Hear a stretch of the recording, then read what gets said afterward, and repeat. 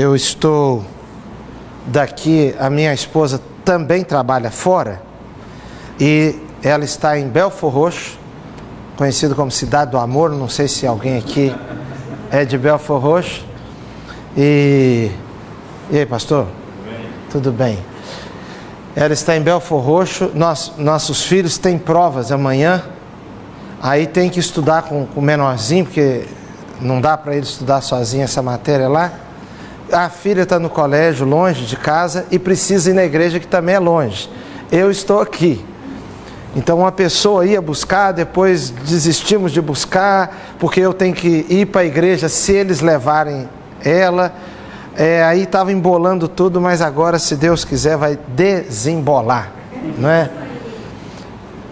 Eu fui no interior aqui do Rio, em São Fidélis, e lá em São Fidélis, na hora do sepultamento, eu fui a um sepultamento, eu escutei o pastor dizendo assim: eu queria pedir à família, tinha uns 11 pastores falaram, e um deles disse assim: queria pedir à família que me desculpasse, eu gostava muito do irmão fulano, mas que essa loucura do dia a dia aqui, eu olhei ao redor e falei: cadê a loucura? Ele não está sabendo de nada. Ele não está sabendo de nada. Cadê a loucura, né? Vamos orar então. O senhor é pastor lá? Não, eu sou pastor aqui. Aí eu fui lá a São Fidélis. Um dos pastores lá disse que a gente vive aqui nessa loucura aqui dessa vida. Estava tudo parado. Vamos orar, gente. Senhor, nós entregamos essa hora nas tuas mãos e pedimos que o Senhor nos abençoe aqui, em nome de Jesus. Amém. Irmãos, queria agradecer aqui a presença de vocês. Se todo mundo tivesse ido lá tem o pastor Helder e quem mais agora? O de música? Não, tem o de música e o do Helder, né? E tinha o Luiz Roberto também. Pois é. Se todo mundo tivesse ido lá para as outras, eu iria entender. Mas quero agradecer porque vocês vieram para cá, não é? Ver se o meu cachê aqui aumenta com a presença de vocês, mais gente, cachê maior. Mas só que o meu cachê é sempre o mesmo. Queridos, eu participei uma vez de uma atividade parecida com essa, só que era o livro todo da Bíblia. Foi uma coisa fantástica para mim. Eu fiquei numa classe de exposição das cartas pastorais com o pastor Arthur Gonçalves. Foi maravilhoso para mim. Queria chamar a atenção de vocês aqui, porque uma hora dessa pode acrescentar muito à nossa vida. Sejam bem-vindos. Quem chegou agora, o preço não é o mesmo, tá bom?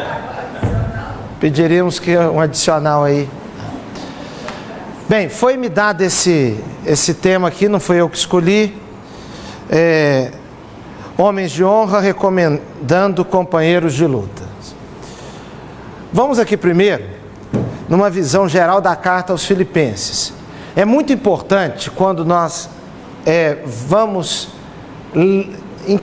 entender um bloco de textos.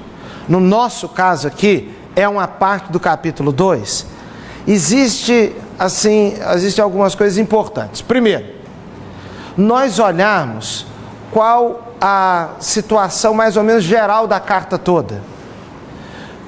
Sempre tem alguns temas mais frequentes e outros menos, mas no geral é importante perceber que, ainda que ocorra aquilo que o professor Luiz Roberto falou, uma carta às vezes ela não vem muito uniforme, ela pode vir com assuntos salpicados, mas no final forma um todo, como um bolo que a gente faz.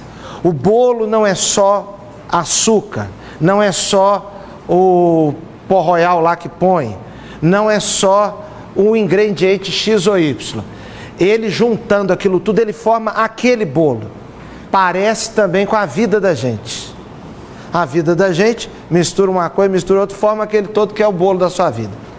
No caso da carta aos Filipenses, é importante a gente dar uma olhadinha antes de ver o capítulo 2, sobre a cidade de Filipos, que era uma cidade romana, era uma colônia romana.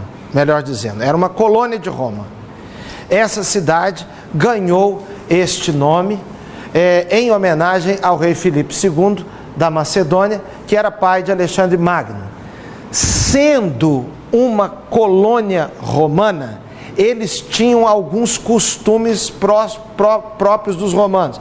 Influência com roupas e também até o uso do latim era bem frequente em Filipos.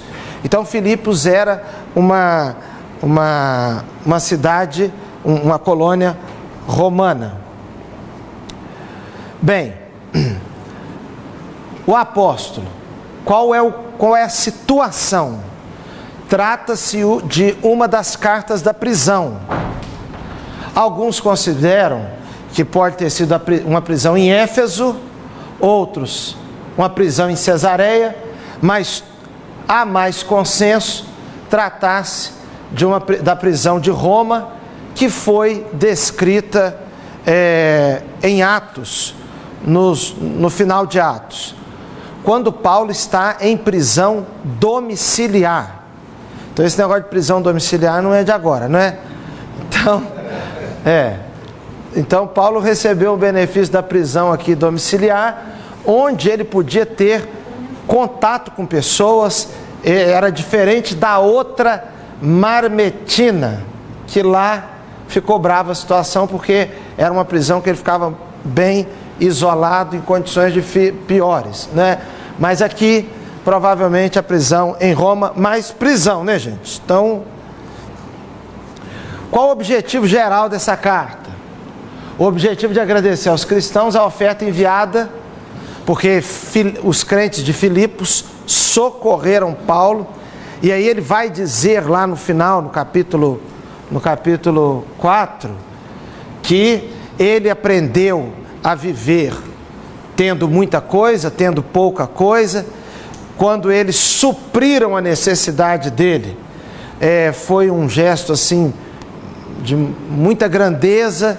Então ele pode todas as coisas naquele que o fortalece, porque sabia viver com fartura e também passar necessidades. Ele deixou de passar necessidades porque os crentes de Filipos enviaram uma generosa oferta. Outro objetivo da carta é expor a sua própria situação. Você sabe que Paulo, ele estando preso, ele coloca aos filipenses isso como um estímulo. Por quê? Porque a experiência de uma pessoa anima as outras. Você sabe que uma pessoa passou por uma dificuldade, é a pregação pelo exemplo, o exemplo inspirador. Ele está preso, mas lá em Timóteo vai dizer, mas a palavra não está presa. Ele continua firme. A guarda pretoriana, o evangelho se tornou conhecido, a guarda pretoriana, por causa daquela circunstância. Então ele queria expor a situação. Outra coisa, ele queria tornar a experiência dele, né, como eu acabei de dizer, inspiradora para a igreja, permanecer firme. E aqui, gente, tem um aspecto muito importante, que está intimamente ligado ao capítulo 2 e que foi dito lá agora, na nossa conversa, a expor a necessidade aqui, tá? De unidade e humildade. Porque provavelmente, tudo indica, bem claro isso, né? Eu estou falando provavelmente assim, era evidente que estava havendo em Filipos alguma situação de divisão. E quando ele cita Evódia e Sintique, alguns acreditam inclusive que em Filipos havia a igreja estava subdividida em igrejas em lares, sendo Sintique e Evódia duas importantes líderes, e elas não estavam se dando, estava havendo alguma discordância. E aí entra esse capítulo 2 para mostrar uma atitude que é uma atitude capaz de trazer conciliação, capaz de trazer unidade. Um outro propósito que está ligado a isso aqui e está ligado à experiência que Paulo está vivendo de mandar notícias a eles da sua situação, ele vai recomendar Timóteo e Epafrodito para que eles fossem recebidos em Filipos. Então Paulo está preso, Epafrodito já veio até ele, está lá, e ele vai mandar Timóteo e também Epafrodito até Filipos. Ele quer mandar notícias para o pessoal lá de Filipos.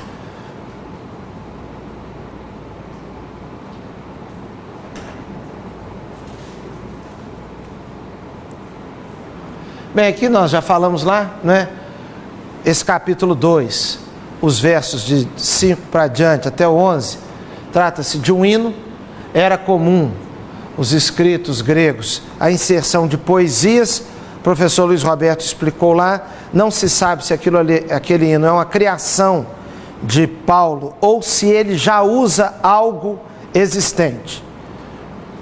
Bem, no segundo capítulo, então, mais especificamente, tem esse pedido aqui, ó. Existe essa afirmação: em Cristo há. Lá está dizendo: se há em Cristo alguma exortação, consolação, exortação de amor, consolação, comunhão do Espírito, sentimento profundo, compaixão. Na verdade há em Cristo, uma vez que há em Cristo. É isso mesmo, hein, professor Valtair? Uma vez que há em Cristo, é uma afirmação: em Cristo há isso aqui tudo, ó. Em Cristo há isso. Se há tudo isso aí em Cristo, vocês precisam ter isso aqui: mesmo modo de pensar, mesmo amor, mesmo ânimo. Em Cristo há isso aqui: exortação, consolação de amor, comunhão no Espírito, sentimento profundo, compaixão. Então, já que há isso em Cristo, vocês precisam ter isso aqui. Olha, deve ser evitado todo tipo de rivalidade. Existem algumas versões que diz partidarismo, orgulho e sentimento de superioridade. Nada façais por vanglória. Vanglória é a glória vã, que o professor Helder chamou lá agora de glória vazia. É a glória, vanglória, glória vã. Então nada façais por vanglória, por orgulho, sentimento de superioridade. Aí vem o exemplo de Cristo. Aqui, olha lá, Adão quis se tornar, o homem que quis ser Deus, mas Deus optou por ser também homem na pessoa de Jesus. Aí vem o tremendo exemplo, e as palavras são muito fortes: esvaziamento, espírito e atitude de servo. Jesus tomou a forma humana, auto-humilhação, porque ele foi um degrau, era Deus, não se apegou ao fato de ser Deus, se tornou homem, como homem se tornou servo, como servo foi obediente até a morte. Aí não só morte de cruz, quer dizer, foi ao limite máximo de humilhação, obediência incondicional. Vem do verso 12 do capítulo 2 para o 18, a aplicação imediata que eu estou resumindo aqui em operar, trata-se do operar da salvação. Ele usa a expressão, então vocês operem a salvação de vocês, no sentido de põe em prática, faz acontecer isso então. Já que Cristo é o exemplo, eu estou pedindo para ter um sentimento de unidade, mesmo amor, mesmo modo de pensar, mesma alegria. Então agora coloque isso em prática. Aí, em sequência, vem a parte seguinte do capítulo 2, que vai tratar de Timóteo e Epafrodito. Por que isso aqui é importante? Note bem, Paulo fala de Jesus como exemplo, exorta para que nós operalizemos, coloquemos em prática o exemplo de Jesus. E agora ele pega 2 exemplos conhecidos, 2 pessoas que teria contato, que já teve contato Epafrodito e teria contato ainda com eles, Timóteo e Epafrodito. São exemplos de abnegação, ilustrações vivas do quê? De pessoas que refletem o caráter de Cristo. Então agora nesse capítulo, Jesus, Cristo, o exemplo maior de servo, vem na sequência. Vocês coloquem em prática isso e agora eu vou lhes enviar. E ele cita 2 exemplos vivos ali, de carne e osso, Timóteo e Epafrodito. Timóteo, qual foi a relação dele? Paulo fala antes aqui, me desculpe, gente, sobre as 3 viagens. Ele quer mandar Timóteo, ele quer ir também até os Filipenses, ele acredita que ele vai ser solto e vai conseguir vê-los. E ele fala da viagem de Epafrodito, e aqui eu queria destacar. Ele faz isso porque ele quer saber notícias. E ele quer saber notícias dos Filipenses para se animar. Isso aqui parece uma coisa à toa, mas se você parar para pensar, o que é a mente de um prisioneiro? Sem comunicação com aqueles que ele ama, com a igreja que ele está ligado, com o mundo externo, a chegada de uma notícia. E é interessante que ele manda o Timóteo Epafrodito, ele diz, para que eu me anime. Parece que ele já sabe, se esses caras forem e voltarem, eles vão voltar com notícia boa. Eu vou me animar. Coisa triste é você ter alguém que você manda trazer um recado ou buscar um recado, e você sabe, eu vou me entristecer quando essa pessoa chegar. Porque Paulo está vivendo uma das piores experiências que o ser humano pode viver, que é o cerceamento de liberdade. Então ele quer saber. Lá em Tessalonicenses ele vai dizer que a igreja é a sua coroa.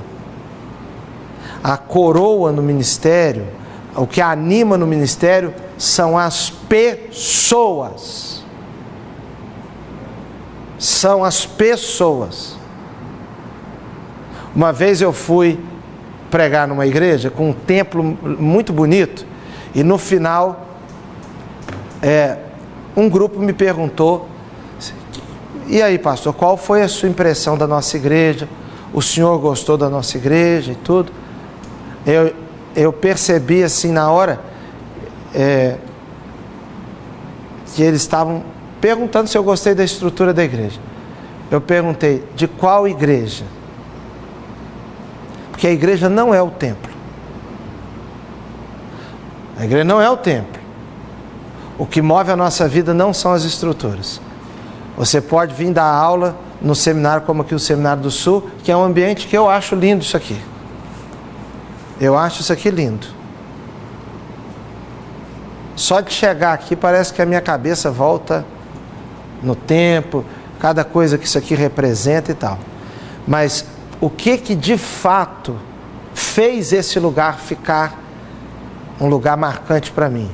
Foram as pessoas com quem eu convivi. A história com as pessoas. Então, Paulo está querendo receber notícias e ele acredita que vai se animar com isso.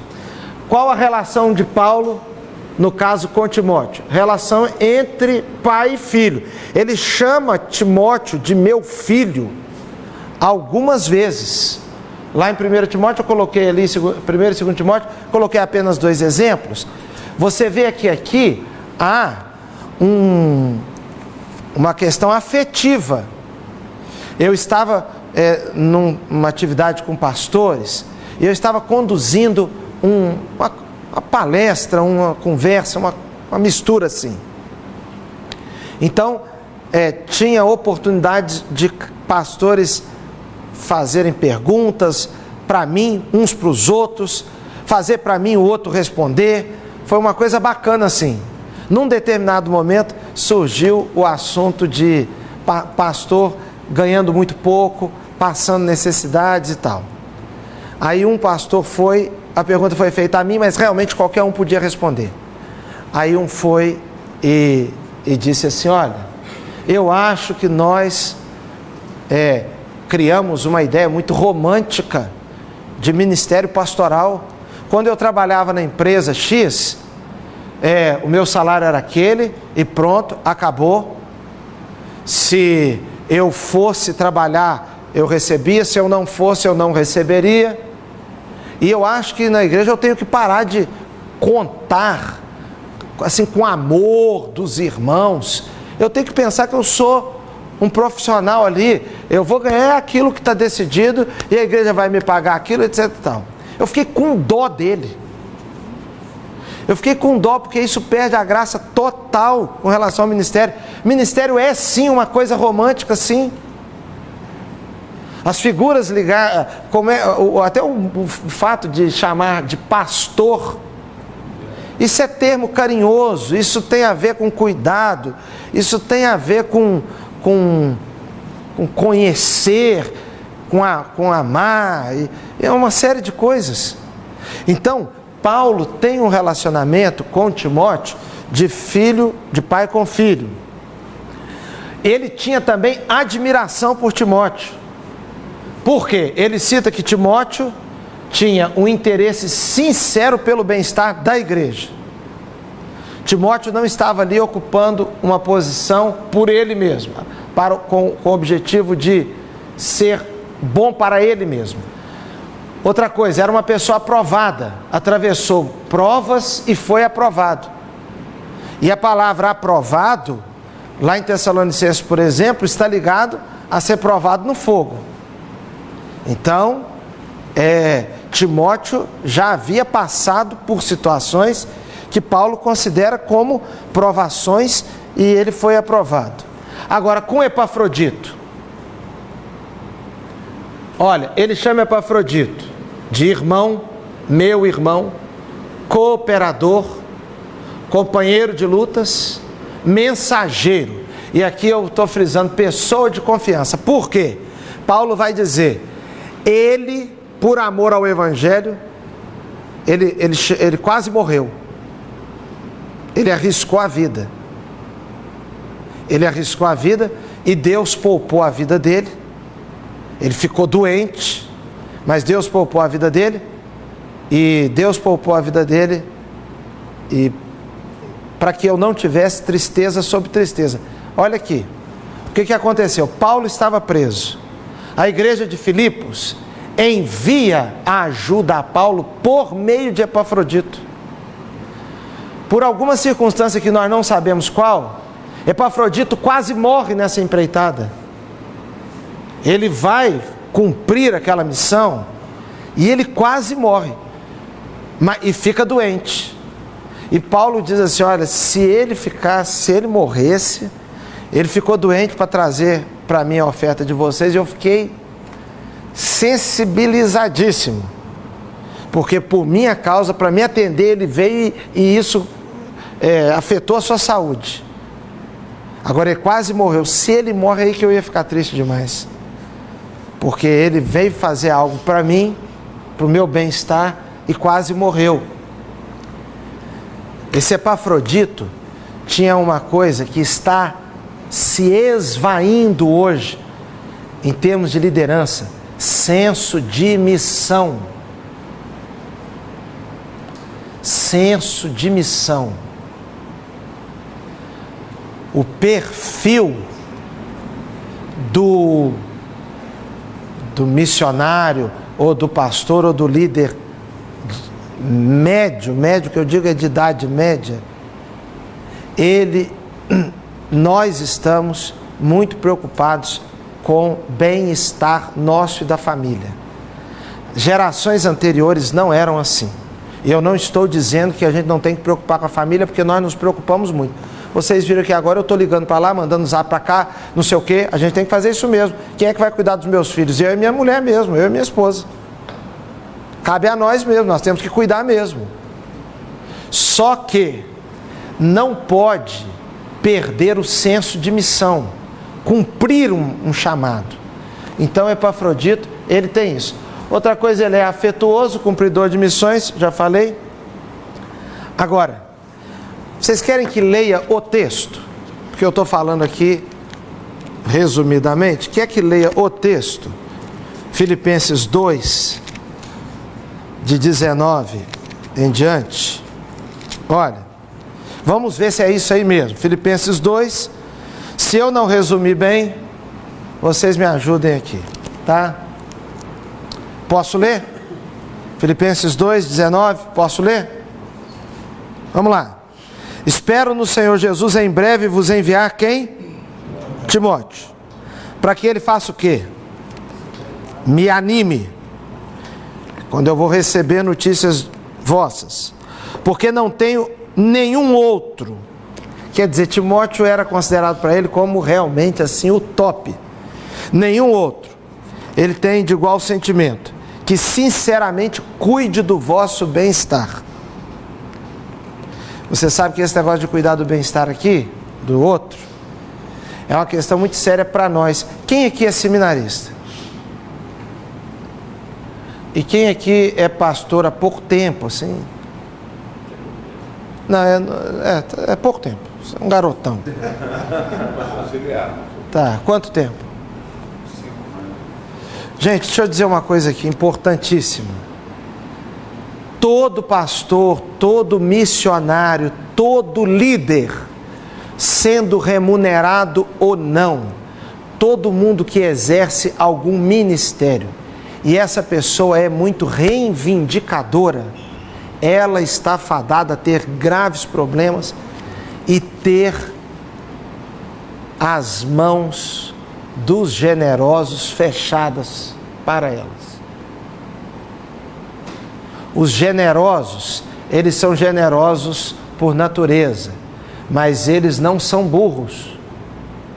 Os muito reivindicadores, eles mostram que estão com interesse para si. As igrejas não gostam e não podem ficar sendo muito de mãos abertas para gente interesseira. Então, há um tipo de pessoa que tudo é da igreja para ela, nunca dela para a igreja. O discurso é assim: se eu sou um seminarista, a minha igreja não me dá apoio. Quando começa a reclamar que a igreja não dá apoio, provavelmente é uma pessoa que está na contramão. Se ela se engajar, se ela começar a dar de si, tudo que o homem semear, isso ceifará. Esqueça, eu estava outro dia dando um conselho para um jovem pastor, e ele estava na seguinte situação: se ele for exclusivo para o ministério, ele vai ganhar menos. E se ele não for exclusivo para o ministério, vai ganhar mais, porque vai juntar uma coisa com a outra. Então, a família está aconselhando a ficar nos dois. Eu falei com ele: nada de ficar nos dois. Opte pelo menos, porque o menos na sua vida vai ser mais. Semeie no terreno onde você foi chamado. E não foque nisso. Por quê? Porque nada vai faltar se você der amor para os outros. Se você espalhar serviço, se você estiver presente, se você acrescentar nas vidas dos outros. Desfoca disso. O que importa é a sua atitude daqui para lá. Porque a igreja vê, a missão vê, tudo isso. Então Paulo está dizendo: olha, esse aqui não busca o seu bem-estar. Verso 21, pois todos buscam o que é seu e não o que é de Cristo Jesus.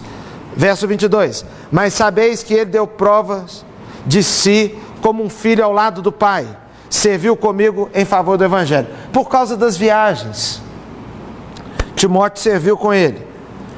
Assim espero, verso 23, enviá-lo logo que a minha situação seja definida. Qual situação? Ele vai ver lá o que vai dar do julgamento dele. Mas confio no Senhor, que também eu mesmo irei em breve. Ele tinha a esperança de ser solto. Contudo, achei necessário, aí entra o Epafrodito, nome bonito. Alguém pode ler o verso 25? Julguei, contudo, necessário mandar-vos Epafrodito, meu irmão, o imperador, e companheiro nos combates, e vosso enviado para prover as minhas necessidades. Então, irmão, cooperador, companheiro de lutas, mensageiro, aí, papapá. Qual a aplicação aqui para a nossa vida? Primeiro, queria destacar aqui o valor das referências.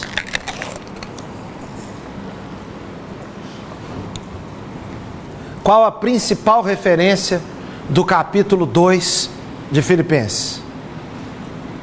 Nos versos de 5 a 11, Jesus.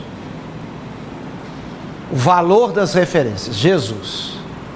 Só que Timóteo e Epafrodito também foram referências. Então, é importante se ter referências. Você tem muito mais do seu pastor do que imagina. Mas muito mais. O pastor Claudemir está aqui, ele é filho de pastor, que o pai dele também chama Claudemir. Tem um monte de coisas que ele faz e que ele repete. Eu passei a observar no início do meu ministério, eu tinha uma mania de sentar na cama de pessoa doente da igreja. Um dia eu me dei conta que aquela era uma mania que eu peguei do meu pastor. E eu percebi que até a posição para sentar, eu sentava igual a ele. Eu percebi que eu estava reproduzindo o jeito dele orar com doentes. Eu percebi, por exemplo, que eu reproduzia o jeito dele orar com o dono da casa. Eu tive um pastor que foi muito bom para a minha vida, muito humilde, muito bacana, e ele era muito simples, e aquilo parece que abria portas para ele. Nós fomos numa visita numa casa de um homem muito bravo lá no interior de Minas, eu sou de Minas. Um sujeito muito bruto, bruto mesmo, aquele tipo ignorantão, da roça mesmo. Assim, não quero saber de crente aqui em casa, não, aquele negócio assim. Quando nós estávamos lá, a mulher ficou apavorada porque ela não queria que o pastor fosse visitar, porque ela sabia o jeito que o marido era. O marido chegou, cara, um jeitão esquisito, assim, dando uns meio fora na gente, mas o pastor estava ali, afinal de contas, também tem um pouco de respeito, né? E aí o pastor ficou ouvindo ele, passou para lá, para cá e tal. Aí teve uma hora que ele cumprimentou, o pastor cumprimentou a ele. Ele foi e se aproximou daquele homem, ele era pequenininho, e o homem maior, ele disse: eu posso fazer o senhor me dá uma autorização para fazer uma oração?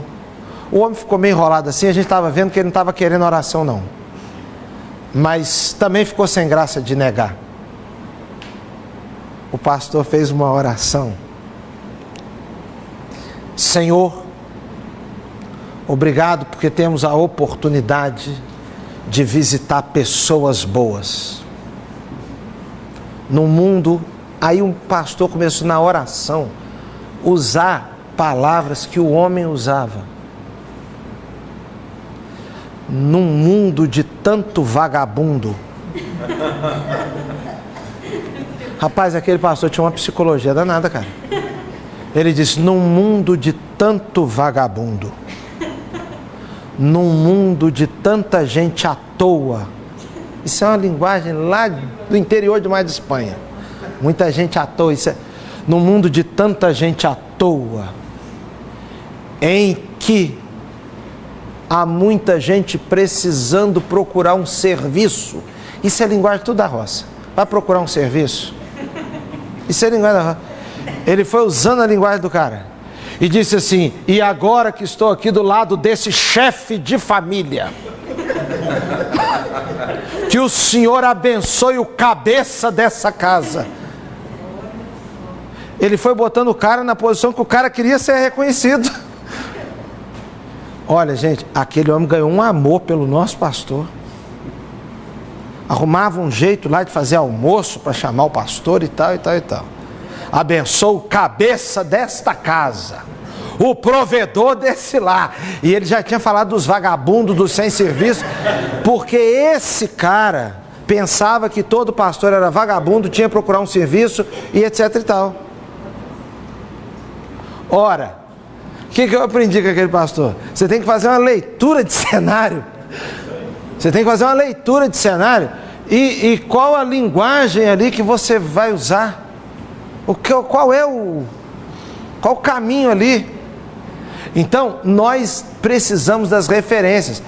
Quando o pastor Timichak morreu, teve o culto aqui. Você estava aqui, Dini? Vocês estavam trabalhando lá, né? Quando o pastor Timichak morreu, eu vim aqui no culto. Qual era o sentimento? Morreu um parente nosso. Um parente nosso morreu. Um que é um de nós. Um dos príncipes da tribo morreu. Isso é importante na vida da gente. A formação das referências. Outra coisa. O valor do companheirismo. Nós nunca podemos imaginar que nós vamos dar conta sozinhos. Epafrodito, Timóteo eram companheiros de Paulo. O valor do companheirismo, de ter companheiros e de sermos companheiros. Quais são os nossos companheiros hoje?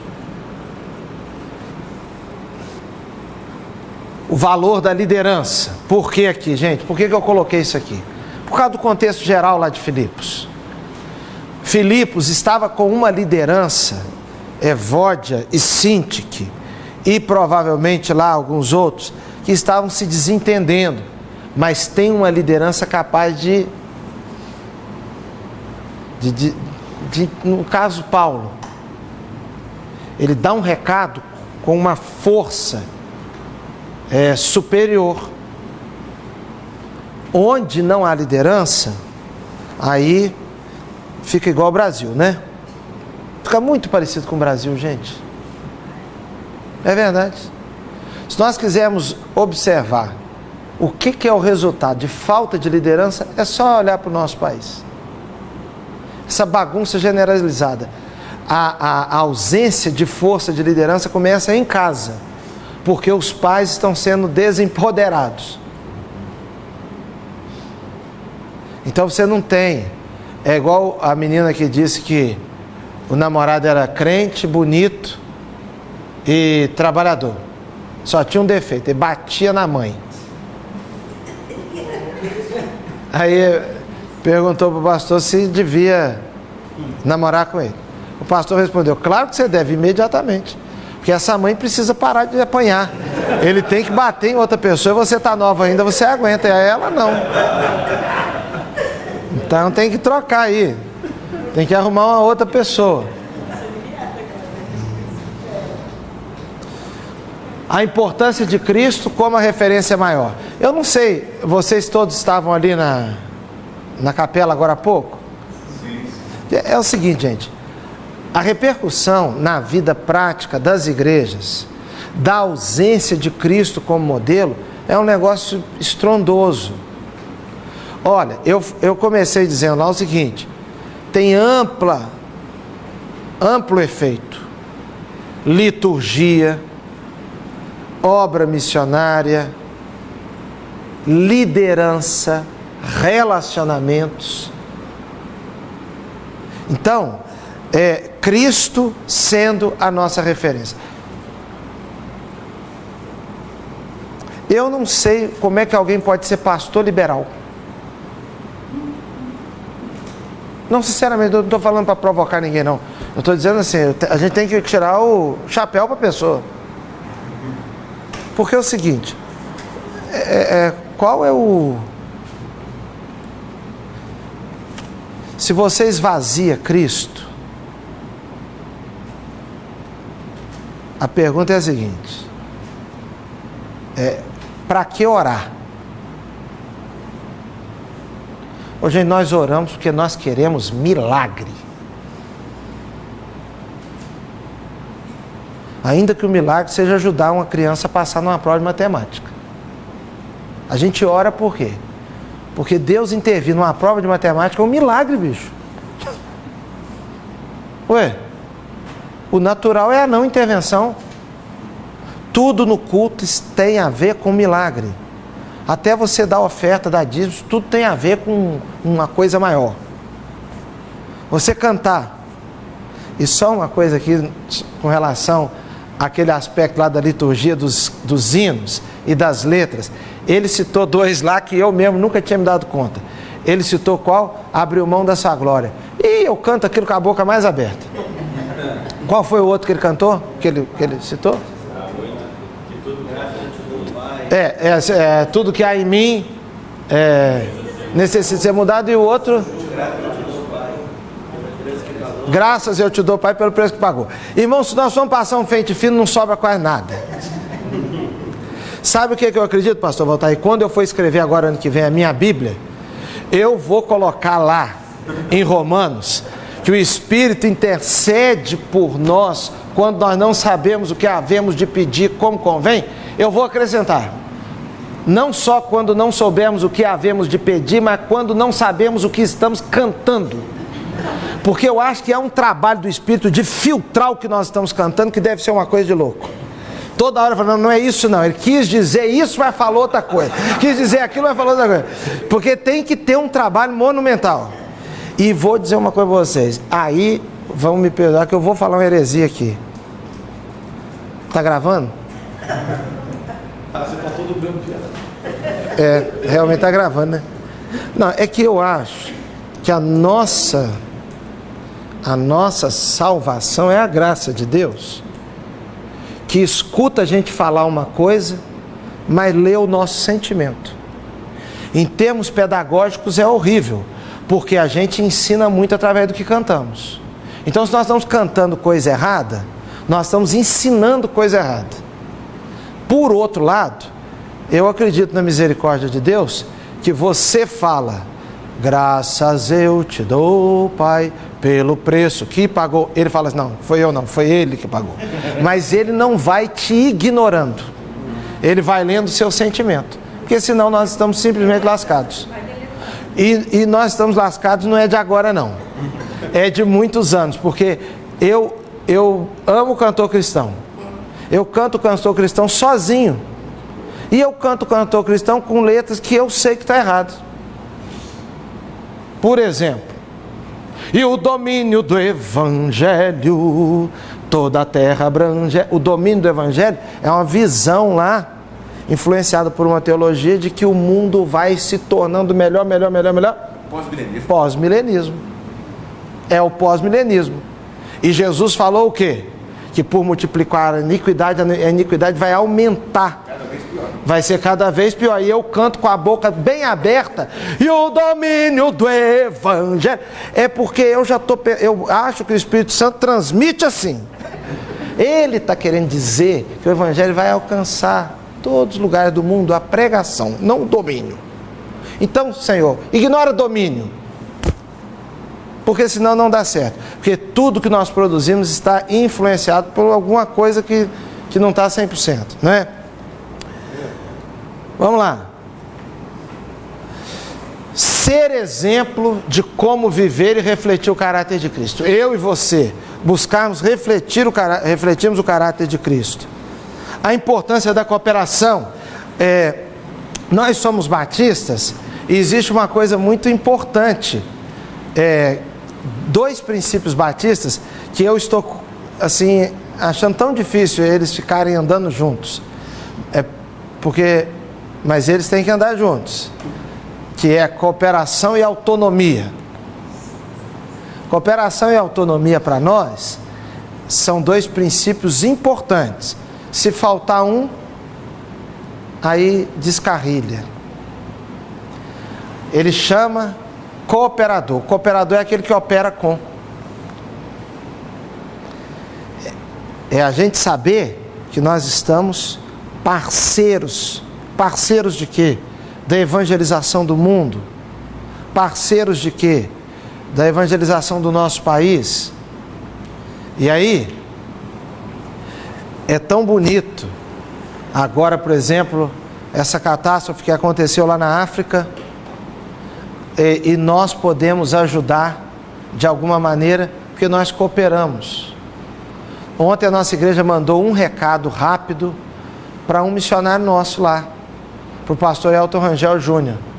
Ele foi da minha turma, eu tenho o WhatsApp dele, e na hora do culto nós gravamos uma mensagem, a igreja toda ficou em pé e demos um grito lá, estendemos as mãos assim: Pastor Elton, que Deus guarde a sua família. Ele de madrugada falou comigo: estou chorando aqui, acabei de ver agora, estou emocionado. Isso tem a ver com cooperação. Aí a gente pelo zap vai lá, pode doar, aí, doe agora. Doe agora. A gente pode doar, porque nós estamos cooperando uma coisa maior. Então esse prédio que nós estamos aqui, gente, nós estamos num prédio que é fruto da cooperação. Isso aqui é fruto da cooperação do povo batista do sul dos Estados Unidos. E a gente pensa sempre no gringo, cheio do dinheiro. Gente, tem muito dinheiro de roceiro aqui. Aqueles crentes do interior do Texas, gente que entregou oferta lá, que entregou dízimo, construiu isso tudo. Então, o valor da cooperação. Ministérios que superam lutas. Timóteo e Epafrodito são referências de quem venceu lutas. Você já notou que qualquer coisinha, há pessoas que falam em largar seminário, largar a igreja, mudar de igreja, largar ministério, mudar de ministério. Tem pastor que é tão assim, tão mimimi, que se tiver um diácono que não gosta dele, quer mudar de igreja. Aí vai para uma outra, vai encontrar 5 lá que não gostam dele. Aí muda para uma outra, vai encontrar 10. Porque isso é assim. Nós estamos constantemente tendo que vencer alguma coisa. Então, ministérios que superam lutas. Ministérios inspiradores. No caso, Jesus em primeiro lugar, Paulo para Timóteo e para os filipenses, Epafrodito, Timóteo. Humildade para liderar e ser liderado. Está tudo embutido lá. Como é que Timóteo serviu com Paulo? Como um filho ao pai. Pessoal, nós temos que ter cuidado com o desenvolvimento daquela liderança toda poderosa. Mas também existe um negócio chamado honra. Vocês dois aqui são o quê? Você é pastor? É pastor. Ele é o quê? Ele é obreiro. Não, mas é da sua igreja? É da mesma igreja. Mesma igreja. É sobrinho também. Sobrinho também? É também. Muito bem. Então, bateu bacana aqui. Olha aqui está um exemplo. Ô, gente, saber ser liderado. Esse rapaz que é o Alexandre, que não é o grande, mas é o de Jesus. Você é o exemplo mesmo. O cara não pode ser o grande, tem que ser o de Jesus. Está aqui com Gelson. Está aqui com Gelson. Quem é que... Se alguém tem que ficar em pé, tem uma cadeira só. Quem é que tem que ficar em pé? Qual dos dois? O Alexandre. Alexandre. Isso. Muito bem. Se o Alexandre resolver carregar para o tio e para o pastor uma bolsa, uma Bíblia, um negócio e tal. Se eles vão para uma viagem, chega lá, tem uma porteira. Quem é que deve descer para abrir a porteira? O Alexandre, ele só vira um líder se ele tiver esse espírito. Se ele não tiver esse espírito, quando ele for líder, ele só está preparado para ser honrado se ele sabe honrar. Se o carro está parando, tem a porteira, ele já, peraí, Chico, eu vou lá. Quando ele estiver no volante e tiver um outro do lado dele, ele vai com humildade receber aquele favor de abrir do que o outro está fazendo. Caso contrário, ele é arrogante hoje porque ele acha que o tio tem que descer, e ele será arrogante depois porque ele pensa, é claro que é ele que tem que descer. Sempre é o outro. Só sabe ser honrado quem sabe honrar. Eu almocei aqui hoje com os 2 americanos ali e com os outros que estavam participando lá no capela. Ora, o americanão ali, ó, como é que é o nome dele? Todinho? Isso. O pastor Valtair estava lá. O Todd estava lá também.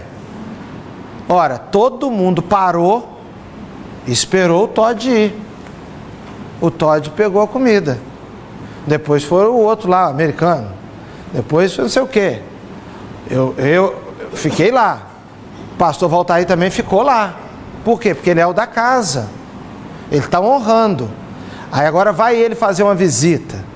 Não, pastor, por favor, o senhor senta aqui e tal. Ele sabe receber aquilo, porque ele faz aquilo. Quem não faz aquilo só fica cada vez mais doente. A importância de saber liderar e saber ser liderado.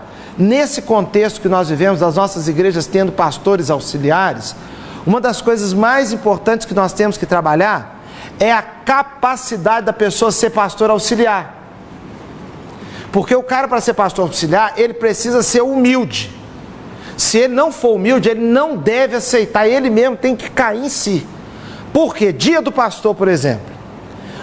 Eu sou pastor presidente, a igreja me dá um terno, uma gravata, uma camisa e um sapato. Aí vai dar um presente para o pastor auxiliar, dá uma gravata.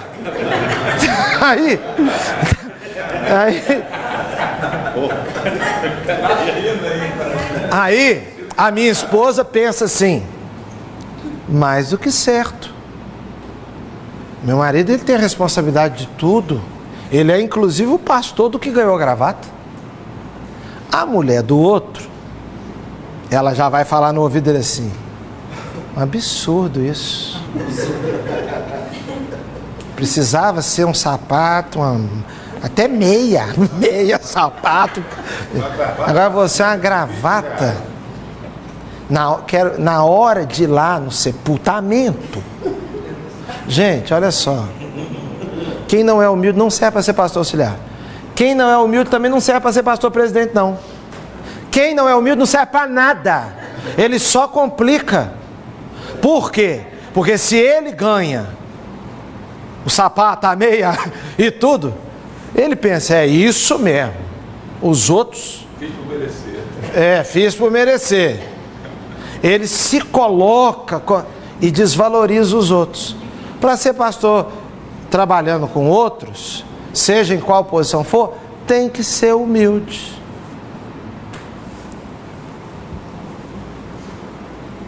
Senso de missão. Eu tenho uma missão, tenho uma razão de ser. Eu não estou na minha igreja a passeio. Eu não estou lá porque me deu na cabeça. Tem uma coisa maior sobre nós. A importância da comunicação. Você vê que ele usou o que tinha. Não tinha WhatsApp, não tinha nada, mas manteve contato através de Timóteo, de Epafrodito. Manter o contato. O resgate da justa honra. Honrem a homens tais como esse. O mundo está com uma carência tremenda de redescobrir o que é a justa honra. Eu não sei, eu não vi. Eu fui informado aqui que o nosso ex-presidente foi preso hoje. Ele ou o ex-governador também? Qual ex-governador? Não. É Moreira Franco. Moreira Franco. Olha só, nós temos 2 ex-presidentes presos então agora. Esses dias atrás aí agora, um ministro do Supremo está arrumando um estardalhaço danado aí, falando umas coisas bravíssimas contra a Lava Jato. O mundo, a liderança do nosso país está assim. Ontem, o presidente da Câmara fez o seguinte pronunciamento sobre o Sérgio Moro, ministro da Justiça. Não, o empregado do presidente. Olha só, ele deu uma cotovelada braba no Sérgio Moro. Vai falar com o presidente, se o presidente quiser, vai falar comigo. Quer dizer, eu não vou falar com subalterno, não. É um jogo de vaidade. Gente, é um jogo de eu. A liderança do nosso país tinha que ter um dia de Filipenses 2. Tinha que ter um dia de Filipenses 2, entendeu? Vamos ter um dia aqui, reunir todo mundo aqui, um dia de Filipenses 2. Porque isso faz a honra sumir.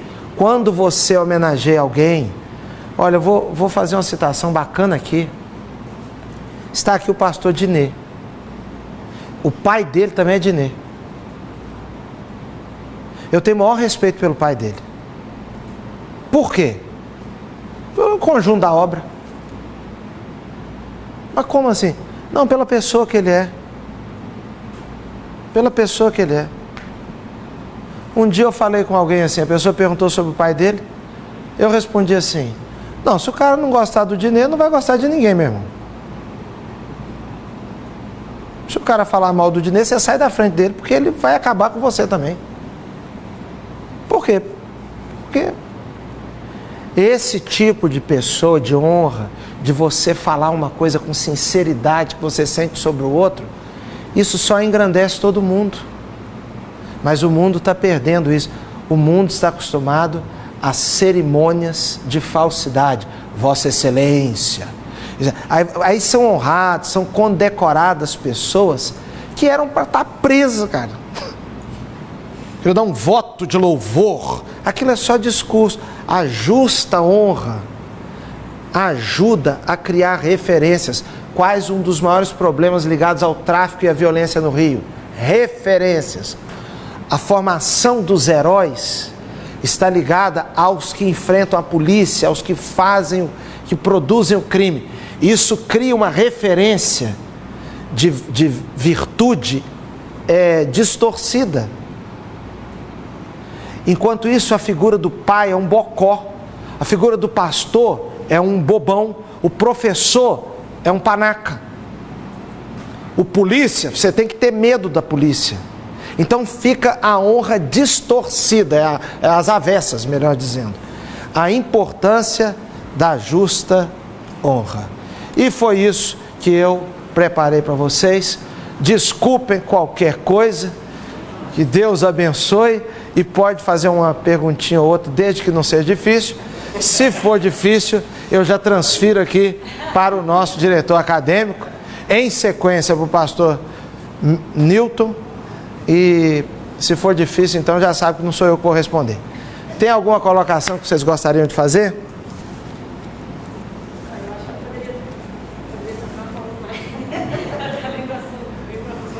Muito obrigado, meu irmão. Fala mais alto para o diretor acadêmico para escutar, por favor. Diretor, como é que é? Era para eu falar mais porque a irmã está gostando, veja só. Mas, olha, se mais alguém puder dar uma palavra parecida com essa, agora eu vou ficar muito agradecido. Vamos encerrar então, gente? Podemos encerrar? Pois não, querido. Não é uma palavra semelhante a dela? Não, mas então tem que ser naquela mesma direção, viu, o Everton? Não, como é que é, irmã? A irmã pode repetir o que a irmã acabou de falar ainda há pouco, é só para reforçar mesmo, né? Pois não. No caso, assim, quando a gente trabalha com liderança, a responsabilidade de formar novos líderes, né? Que é coisa de reproduzir reprodutores, né? Esses critérios podem basear a nossa formação de novos líderes. É tão difícil de encontrar pessoas companheiras de ministério, de fato.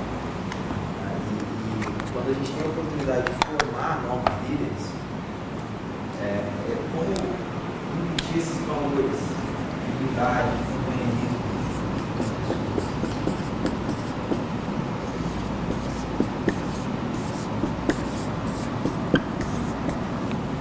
Olha só, nós queremos que o mundo todo seja ganho para Cristo, não queremos? Nós não queremos que o Jornal Nacional termine assim. William Bonner vire e diga: tenham todos uma boa noite, que Deus os abençoe, durmam na paz do Senhor. Shalom Lahema. Eu queria que o William Bonner terminasse o Jornal Nacional e que a graça, que o amor de Deus o Pai, a graça do Senhor Jesus, e assim fosse, tá? Eu quero que o mundo todo seja ganho para Cristo. Eu quero que a minha igreja cresça. Você quer que a sua cresça? Muito bem. Nós devemos plantar novas igrejas? Tá. Só vai ter sentido se tudo for movido por isso aqui, ó. Mas isso aqui, tá? Paixão é uma palavra meio complicada. Aquele sentimento lá que houve em Cristo Jesus, que ninguém está sabendo o que significa direito, mas que já aprendemos lá que é atitude, motivação, é uma coisa grande. Isso aqui forma liderança de caráter e tem paciência. A sua pergunta é sobre formação da liderança. Aqui não tem paciência. Se for ganância ministerial, se eu tenho vontade de expandir a minha igreja, a minha marca, esse negócio da minha marca está um problema. Eu soube ontem de uma igreja que fez concessão por 5 anos para uma outra, recebendo um valor para usar a marca por 5 anos. E agora vai ter que deixar de usar, porque a marca atrai. E nesse negócio de crescer, o que eu faço? Eu coloco ele para abrir uma igreja, mas ele está preparado. O de lá não está preparado, mas não tem problema, eu quero crescer. Tem que semear, tem que tentar, não importa, Deus usa qualquer um. Eu começo a espalhar uma liderança despreparada. Isso tem uma repercussão tremenda. E aqui, gente, tem que dar um passinho atrás. É uma palavra de crítica, mas ao mesmo tempo também tem respeito também no que eu vou dizer aqui. Há igrejas em que até a pregação precisa ser de um só. Isso tem um sentido prático. Por quê? Porque vocês todos estão com igreja João Emílio. Só que esse aqui mal sabe abrir a Bíblia. O de cá mal sabe não sei o quê. Tem que me transmitir para um telão mesmo para eu pregar para todo mundo. Tem que concentrar para cá. Por quê? Porque eu tenho uma liderança que não sabe aplicar um princípio bíblico, que não sabe abrir a Bíblia e não sabe discernir entre Antigo e Novo Testamento, faz uma confusão desgraçada com teologia de prosperidade ligada ao Antigo Testamento e à nação de Israel com o Novo Testamento, embola isso tudo. Ou eu tenho que fazer o sermão e mandar para todo mundo. Por quê? Porque senão a pessoa não sabe. Então vai se criando uma coisa que foge do controle. Gente, nem confiar tanto na letra e nem desprezar também o valor do preparo. O preparo em todos os sentidos. O preparo de caráter. Eu acho que já pode parar de gravar agora, né? Acho que já pode. Só para eu... Eu estava acompanhando enrolada minha história. Sim. Então nós queremos... Eu queria dizer que o pastor Medeiros está acompanhando desde Mossoró. Ô pastor, que Deus abençoe o senhor aí. Um grande abraço para o senhor. Ele é de onde, pastor? O pastor Medeiros é de Mossoró. Mossoró. Rio Grande do Norte. Então o senhor continue orando por nós, que Deus o abençoe grandemente, pastor. O Flávio Henrique comenta aqui que infelizmente estão vendendo o evangelho, dizendo que concordam plenamente com as suas moderações. Um abraço também para o Flávio Henrique. O Flávio Henrique é de onde, pastor? Não está falando aqui. Flávio Henrique, você é de onde? Se ele escrever, vai aparecer. Fala aí para o pastor Fernando aí de onde o senhor é. Isso, é porque nós estamos aqui, gente acompanhando do mundo inteiro, rapaz. Muito bem. Então Deus abençoe. Tenha cuidado com o que o irmão fala. Nós vamos inclusive encerrar agora a nossa gravação. Que Deus abençoe. Não, mas eu quero comentar. O Flávio é aqui do Rio de Janeiro. O pastor Medeiros falou aqui, amém. Então, acabou aqui, né? Deixa eu falar um negócio com vocês aqui.